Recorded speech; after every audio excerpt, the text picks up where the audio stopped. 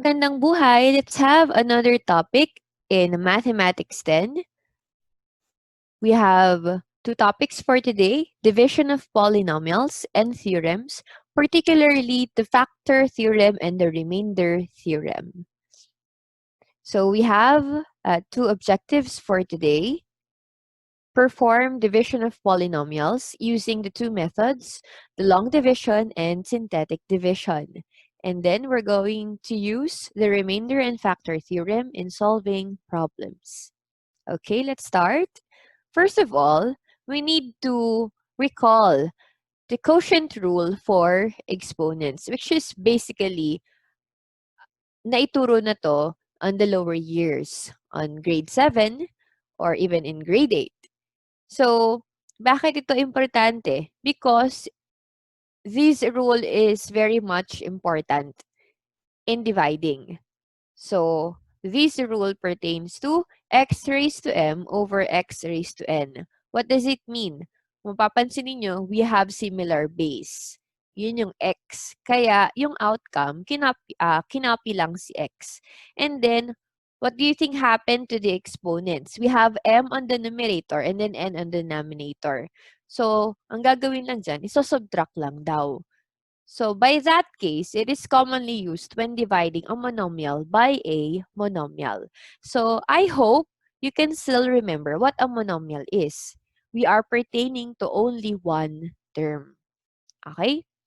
So, let's have an example to make it clearer to both of us, to all of us. So, let's have x raised to 9 over x raised to 5. So based on our quotient rule, we have similar base, right? And then the exponents, we need to subtract. So we will have x raised to 9 minus 5. So as simple as that. So what is 9 minus 5? So the answer here is x raised to 4. Okay? So x raised to 9 is a monomial and x raised to 5 is also a monomial. So that is very easy. Next one. What if we have these numbers beside the literal coefficients? Let's have 72x raised to the 7th power over 9x cubed.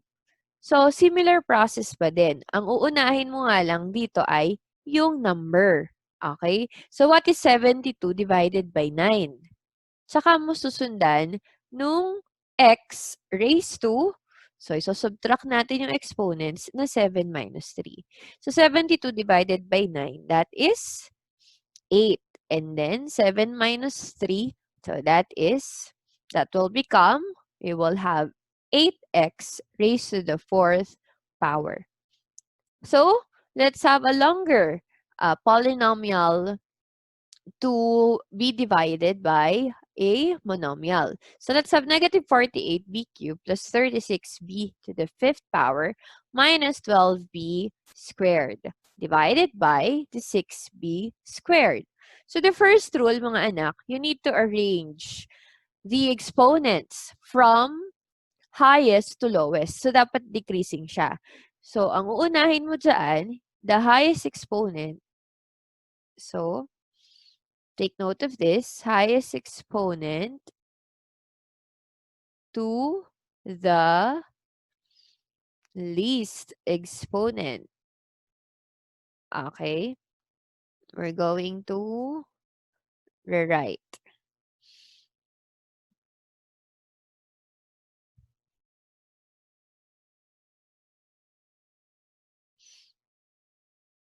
Okay? So, ang pinakamataas na exponent dito ay ang 5.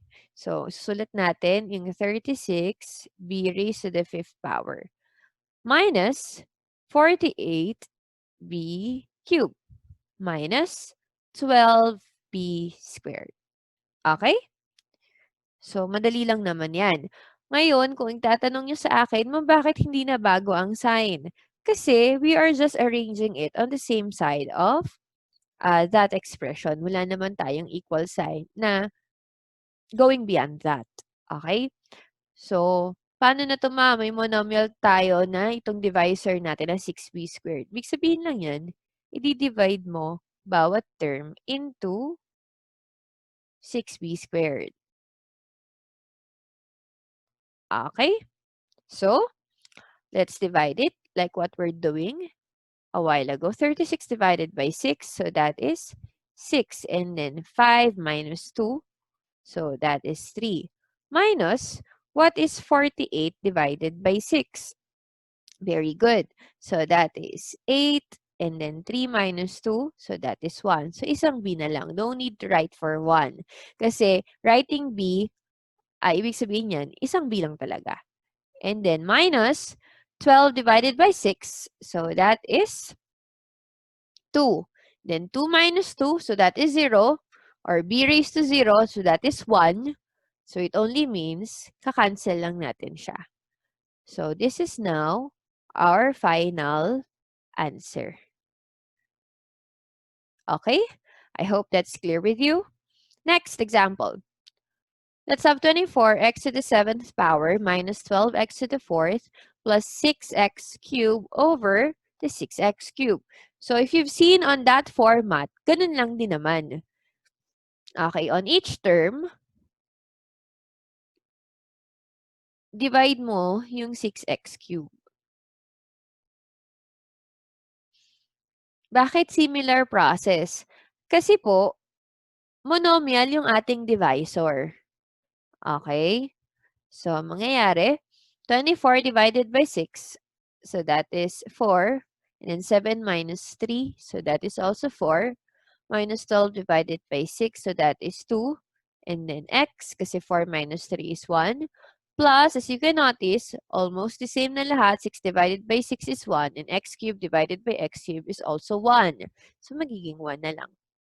Okay? No need to arrange for the exponents because it's already arranged from highest to lowest. Okay? So, that is now our final answer. So, I hope that's very clear with you. Yan yung topic natin during the grade 7. Let's now proceed on a higher level. But before that, ito pa pala, we need to recall dividing whole numbers. Why? Because the process on dividing the polynomials is similar with the division of the whole numbers. So, let's try. So, hindi rin naman din maganda na nakadependent tayo sa calculator. Okay? Because not all times, calculators are working. Okay? So, let's try. So, 29 divided by 4. So, di ba, when we are still kids, ganyan tayo magsulat, ganyan tayo mag-solve ng division of whole numbers. Okay. Tapos, sinabi sa atin ni teacher na 1 digit muna ang ating pang-divide. Okay? So, 2 divided by 4. Is it possible? No, because 2 is smaller than 4. So, kunin natin yung dalawa na. 29 divided by 4. Ilang 4 ang meron sa 29? Okay, so we have 7. And then 7 times 4, so that is 28. Okay? So, pagka-divide, nilagay dito sa taas yung quotient, and then minultiply, 7 times 4, that's 28. And then the next step is we're going to subtract. 29 minus 28, so that is 1. The technique here is, we need to write it in proper order. Dapat tama yung alignment natin. Okay? At i-recall din natin na si 7 yung ating quotient. At ano ang tawag dito sa natitira lagi? So that is what we call remainder. And then the one inside the division bar, so that is, okay, so that is our dividend. And the 4 here pertains to our divisor. Bakit kailangan yan? Because we need to remember the division statement. The dividend is equal to the divisor times quotient plus remainder. Okay? Kumbaga, parang yan yung checking natin. Okay? Try natin. Ang dividend natin is 29. Makukuha daw natin si 29 kung divisor natin will be multiplied to our quotient, which is 7. Okay? And then added to the remainder. So 4 times 7, so that is 28. And then plus 1, so that is 29. So ibig sabihin, tama ang sagot natin. Okay? So please take note of that. Now, let us perform division of polynomials using long division and synthetic division. So let's divide negative 4m plus 3m squared minus 1 divided by m minus 2. So, hindi na applicable yung ginagawa natin kanina because our divisor is already a binomial, hindi na monomial. So, step 1, we need to arrange both the dividend and the divisor in decreasing powers of their variables. Yan yung sinasabi ko kanina that we need to arrange the exponents from highest to lowest. And let us also remember what is dividend and what is divisor. So, this is our dividend and this is our divisor. So, sabi, arrange from highest exponent to the least. Ano ang may pinakamataas na exponent?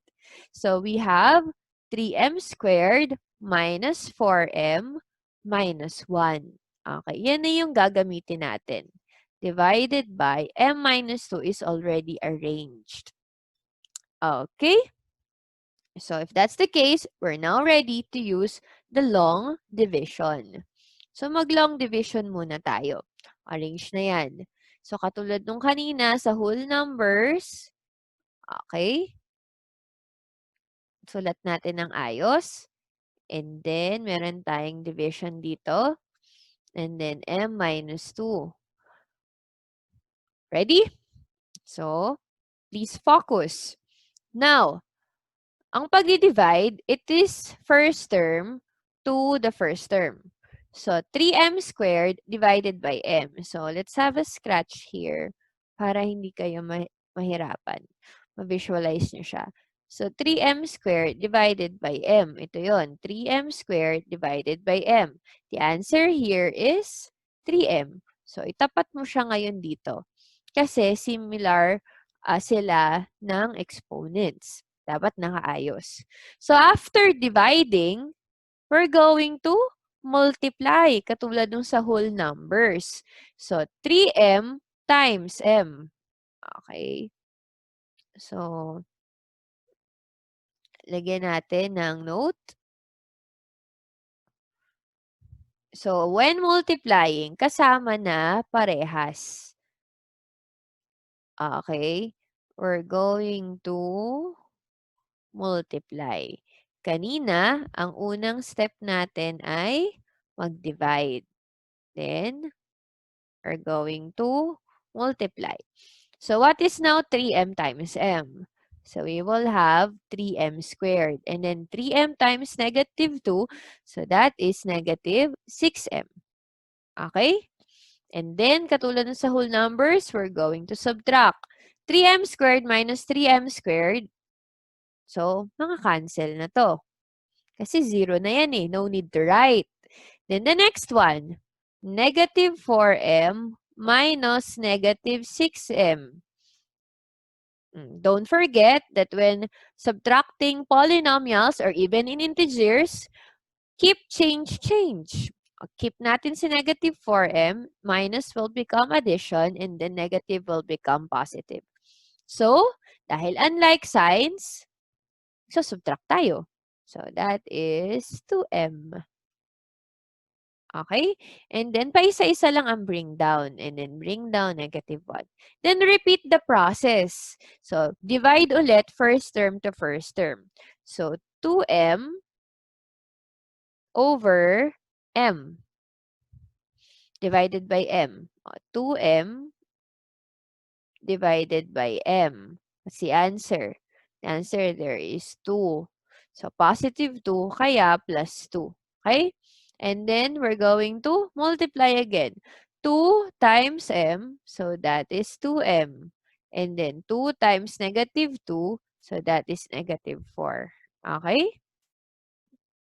So, i-erase lang natin to para hindi kayo malito. Then, what's the next step? Okay, we're going to subtract. So, 2m minus 2m, wala na yan, kasi 0 na yan. And then, negative 1 minus negative 4. Again, keep, change, change. The answer here is 3. Okay. So, we're done. So, pagka hindi na po kayang i-divide dito, we're already done. Not unlike in the whole numbers, you could still have that those decimals.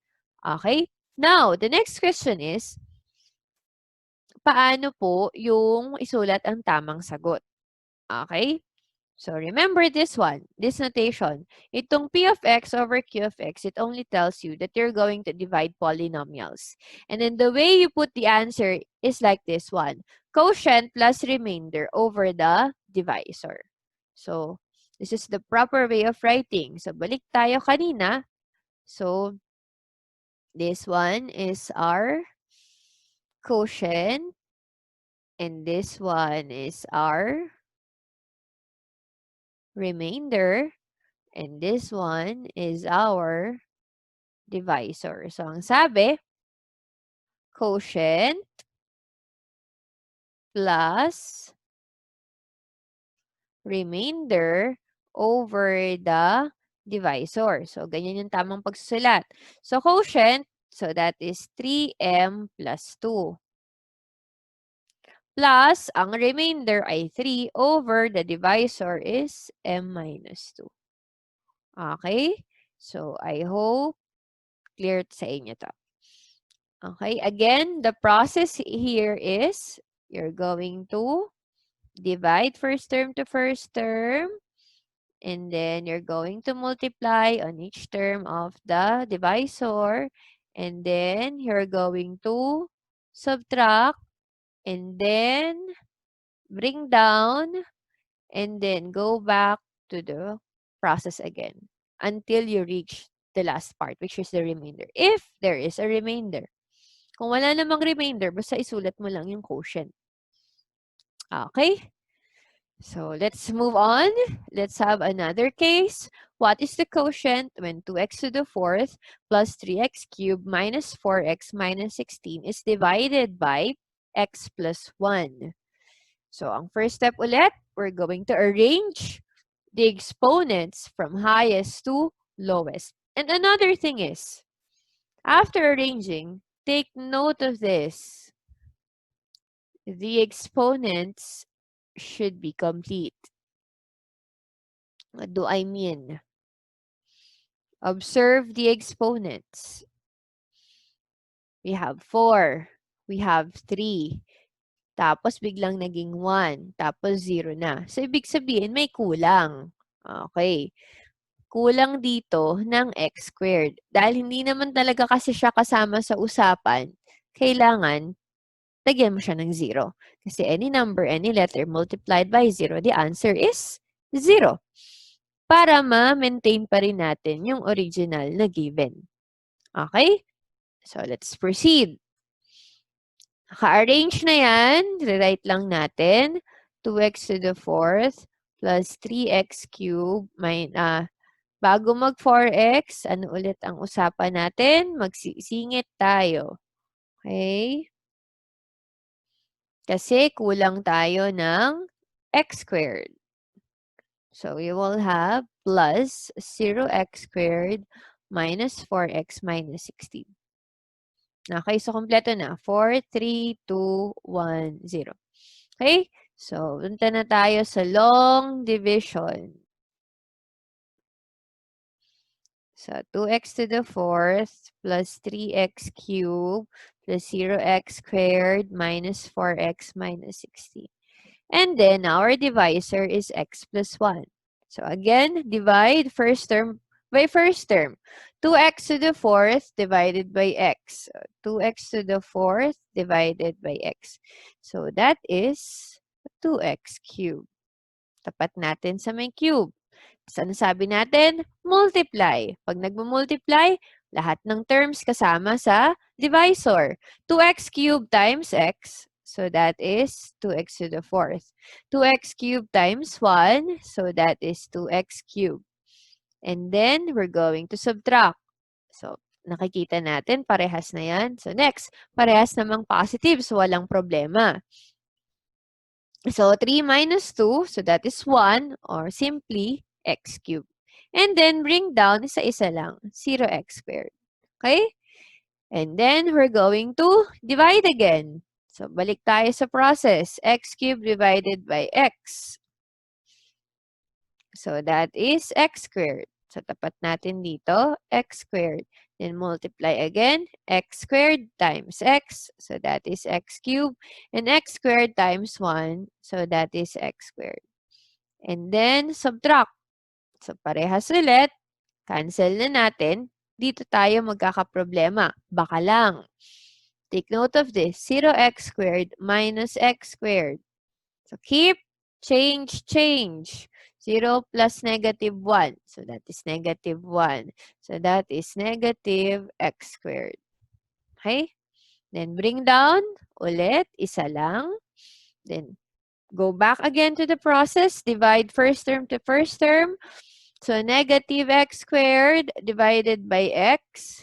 So, that is negative x. And then, negative x times x. That is negative x squared. Negative x times 1. So, that is negative x. And then, subtract again. Cancel. Then, negative 4x minus negative x. Skip, change, change. So, we will have negative 3x. And then, bring down negative 16. Yun na yung last one natin. Okay? So, divide again, first term to first term. We will have negative 3x divided by x. So, that is negative 3. Gawin natin dyan. The negative 3 times x. So, that is negative 3x. And then, negative 3 times 1. So, that is negative 3. And then, subtract. Negative 16 minus negative 3. That is, keep, change, change. Negative 13. So, cancel to. Negative 13. Okay? So, divide, multiply, subtract, bring it down, then go back to the process until you reach the last part. Okay? So, meron ulit tayong remainder. We're going to write it in a proper way. Quotient ulit, 2x cubed plus x squared minus x minus 3. Plus the remainder, negative 13 over the divisor, x plus 1. Okay. Kung gusto mong i-check, katulad lang ng ginagawa natin kanina, multiply mo to, yung divisor tsaka yung quotient. Tapos, i-add mo lang yung remainder. Magkakaroon ka lang ng parehas na para makuha mo tong dividend. Okay? I hope that's clear. Now, meron tayong synthetic division kasi pwede namang mas padaliin pa natin. Applicable ang long division if and only if your divisor ay higher than 1, yung numerical coefficient. So, pagka hindi naman, mag-short method na tayo. Let's have the synthetic division. So, dito, sabi, coefficient lang ang kailangan. So, ito yung given natin kanina, di ba? So, kukunin lang natin yung mga numerical coefficients. Okay? So, same process, you're going to arrange from highest to lowest. Tapos, kunin mo na lang yung mga coefficients. Okay? Tapos, yung m-2 dito, syempre, mawawala rin tong m. Anong gagawin natin? m-2 is equal to 0. And then, transfer negative 2. So, you will have m is equal to 2. Or in short, get the opposite sign. Okay? So, dito natin lagay. So, you will have 2. So, this is your dividend and this is now your divisor. Then, we will have 3 rows here. Okay? So, the first row pertains to our dividend and divisor. So, nandyan yan. Pagdating dito, dito papasok yung operation. Particularly, we're going to add at all times. And then, on the last row, dito papasok ang quotient and remainder. So, please focus. Walang kukurap. Ang rule lagi sa synthetic division, pag naayos mo na lahat, nakompleto mo na, bring down the first number. So, 3. Tapos, ang operation involved ay laging multiplication. Okay? So, 3 times 2, the answer is 6. Dun ka naman sa susunod. Okay? Tapos, ano sabi? You're going to add negative 4 plus 6. So, that is 2. Okay? And then, go back again to the process. 2 times 2. So, that is 4. And then, add po ulit. Negative 1 plus 4. So, that is 3. Okay? As simple as that. Hindi katulad kanina na sobrang haba ng ating solution for the long division. Okay? Now, babalik natin yung tinanggal natin, the variables, which are m. The m's. Paano ngayon yan? The highest exponent is 2, right? And then the highest exponent here is 1. Dahil tayo nagdi-divide, sino-subtract natin, di ba? So, magiging 2 minus 1. So, 2 minus 1, big sabihin, iisang m na lang. Tapos, pabawas ng pabawas. So, dahil isang m na to, bawas ka pa ng isa, may matitira pa ba dito? Wala na. So, ibig sabihin, our answer is 3m and then, dahil positive to, 3m plus 2. And then, yung laging nandito sa dulo, yan ang tawag dyan ay remainder. So, katulad ng ginawa natin kanina, remainder over the divisor. So, parehas lang naman. Got it? So, no matter what the process is, we will have the same answer. Just be careful with your signs, with the operations. Okay? Next, katulad ulit nung kanina. Diba ang sabi? You're going to arrange and complete all the exponents. Sulat ulit natin para matandaan natin. Okay. So, tatanggalin lahat ng variables. Naka-arrange na, kompleto na. 4, 3, 2, 1, 0. So, babasi 2, 3, 0, negative 4, negative 16. And then, ang divisor natin, makukuha dito. Di ba, x plus 1 yan. Pagka transfer mo, in-equate mo yan kay 0, x is equal to negative 1. Okay?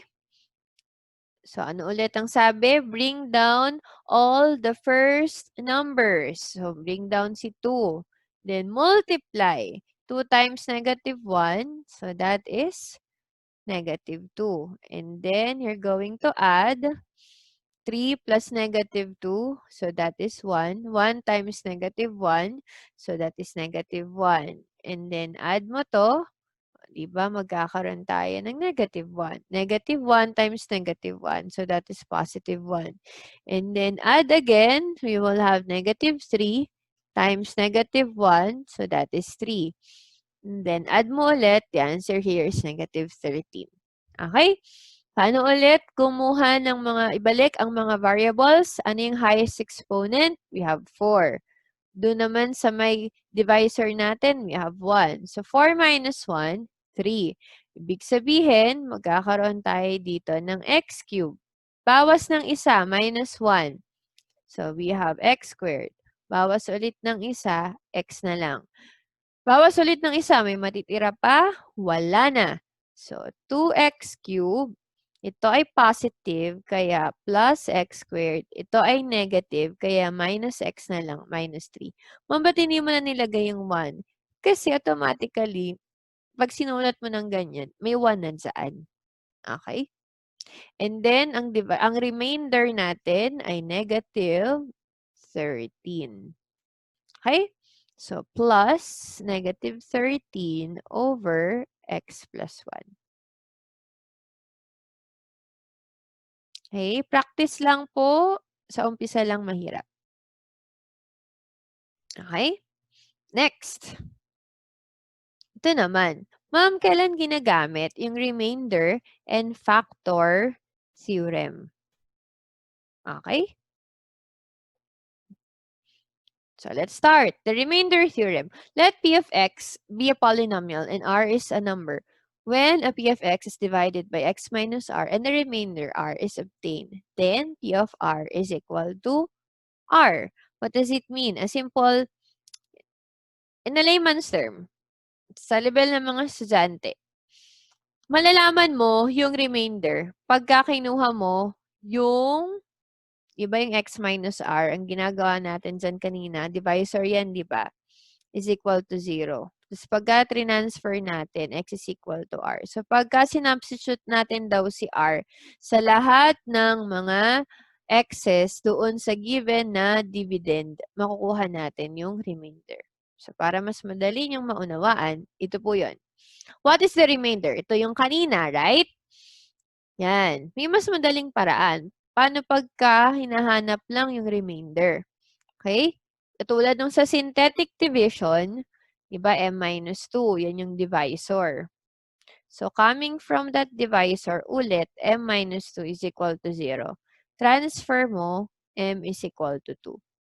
Tapos, yung m na to, dahil yung value niyan, sa substitute mo sa lahat ng m na nandyan. So, magkakaroon ka ng P of 2. Pagka nakakuha kayo ng P of 2, even in other exams, ang ibig sabihin lang yan, yung 2 dito, you need to substitute it on the given variables. So, let's have 3m squared minus 4m minus 1. Okay? So, si 2, so magiging 2 lahat ng m. Okay? Substitute. Because m is equal to 2. And then you're going to simplify. Recall GEMDAS. 2 squared, so that is 4 minus 4 times 2 is 8 minus 1. And then 3 times 4, so that is 12 minus 8 minus 1. And then, simplify mo lang, 12 minus 8, so that is 4. 4 minus 1, and that is 3. So, as simple as that, 3 now is our remainder. O, diba? Yan din yung nakuha natin kanina. Halika natin. Okay. Parehas lang. Okay? So, pagka kailangan ng remainder, pwede nyo nang gamitin yung remainder theorem. Okay? Let's try another one. What is the remainder when 6x to the 4th minus 2x cubed plus 3x to the 5th minus 4x plus 5 is divided by x plus 1? So, si x plus 1 ang ating divisor. So, x plus 1 is equal to 0. Transfer. X is equal to negative 1. And then, bring down this polynomial.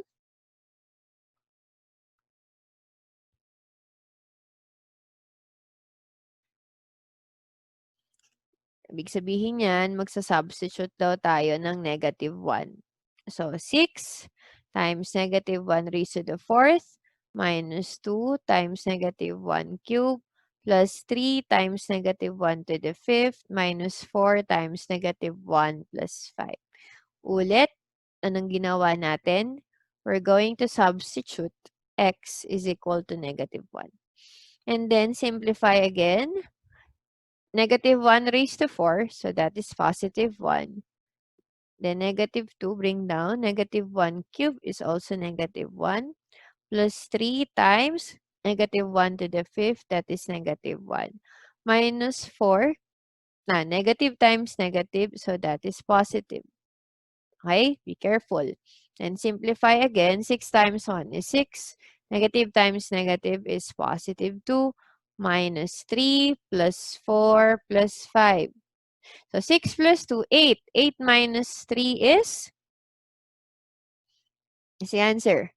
5. 5 plus 4, 9. 9 plus 5. So, that is 14. Tama ba?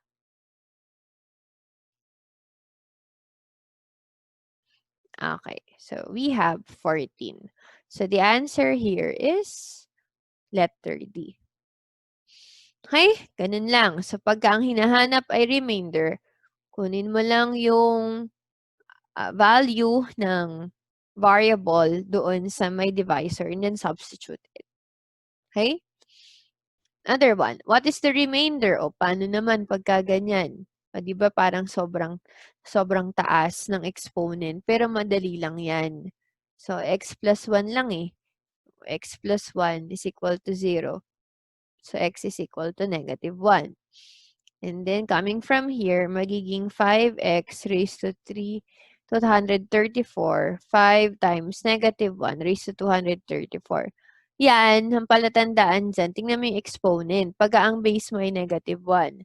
Pagka ang exponent mo ay even, positive ang kalalabasan. Kasi partner-partner yan eh. Negative 1 times negative 1 is 1. Pero pagka odd number, still negative 1 siya. Dahil even to, so that is only 5 times 1.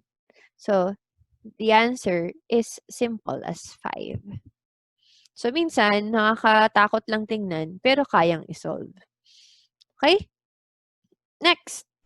Let's have the factor theorem. Ito naman, papadaliin natin. Paano ba pag sinabing factor? Halimbawa, meron tayong 12. Pwede ba siya na i-divide kay 6? Yes, kasi ang sagot dyan ay 2. Ibig sabihin, 6 is a factor of 12. Paano pagka 12 divided by 5? Sakto ba? Hindi. Kasi, hindi siya divisible. So, dapat divisible para masabi mo na factor. Paano mo malalaman? Siyempre, pag wala kang excess, pagka ang dulo mo ay 0. Okay, what do I mean?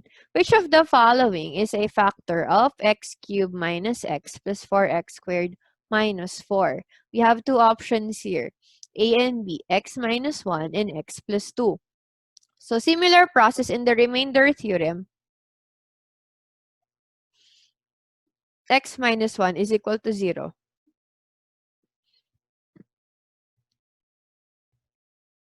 And then, transfer negative 1, it will become 1. And then, substitute mo lang.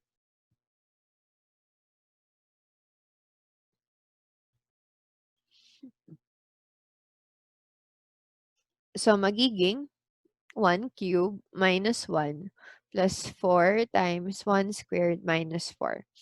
So, magiging 1 cubed is 1 minus 1 plus 1 squared is 1 times 4 is 4 minus 4. So, you can notice 1 minus 1 is 0 and then 4 minus 4 is also 0. So, ibig sabihin, may sobra ba tayo? Wala. Kasi 0 na siya. Ibig sabihin, x minus 1 is a factor. Kasi wala kang excess. Then, nakuha mo ay 0. Gets? Ganon din ang gagawin mo sa x plus 1. So, dito sa x plus 1 is equal to 0. And then, transfer mo, magiging negative 1 naman. So, yung negative 1, ipapalit mo sa lahat ng x. Then, pagka 0 ang outcome, big sabihin, factor. Pagka hindi, may remainder. Hindi siya factor. Okay? Next. Let's have a higher form of a problem. So, find k so that x minus 2 is a factor of x cubed plus kx minus 4. And we have 4 options here. So, dahil ang usapan ay factor, so, ibig sabihin, dapat ang magiging resulta ng solution natin kanina ay 0. Tama ba? So, kunin mo tong polynomial x cubed plus kx minus 4. Dapat 0 ang kalabasan kasi nga factor. Ngayon, kunin mo si x minus 2. Tulad ng ginagawa natin kanina, transfer x is equal to 2. Okay? So, substitute mo. So, 2 raised to 3 plus k times 2 minus 4 is equal to 0. And simplify mo lang, 2 cubed, that is 8, plus this one is 2k minus 4 is equal to 0. And then combine like terms. So, dito kanina ang ginawa natin ay substitute x is equal to 2. Okay? So, ang like terms dito ay ito. 8 minus 4, so that is 4. Bring down to k. Okay? And then, you're going to transfer 4. Magiging 2k is equal to negative 4. And then, divide both sides by 2. The answer here is k is equal to negative 2. So, the answer here is letter B. So, pagka sinubstitute mo daw si negative 2 dito sa polynomial na to at dinivide mo daw kay x minus 2, magiging factor na siya. Okay? I hope that's clear enough. Last one.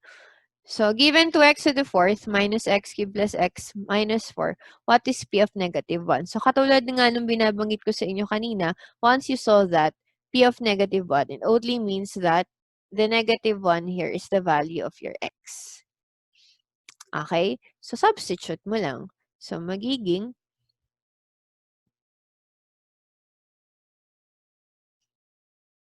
that is the polynomial. Okay, sulat natin ng ayos and then substitute 2 times negative 1 raised to the fourth minus negative 1 cubed plus negative 1 minus 4. And then simplify mo. So this will become 1, negative 1 minus 1 minus 4. And then 2 plus 1 minus 1 minus 4. And then 2 plus 1, so that is 3. Minus 1 is 2 minus 4, so that is negative 2. Okay? So this is now your answer. P of negative 1 is equal to negative 2. Okay? So that is remainder and factor theorem. So pagka hindi naging 0, may remainder. Pagka 0, big sabihin factor. Okay? So math may be difficult for most of us, but do not give up. Let us continue to practice and persevere. Math-isip ng mabuti, math-tanong pag di maunawaan, at tayo ay math-usap. Maraming salamat. I hope you've learned something for today. Thank you and God bless.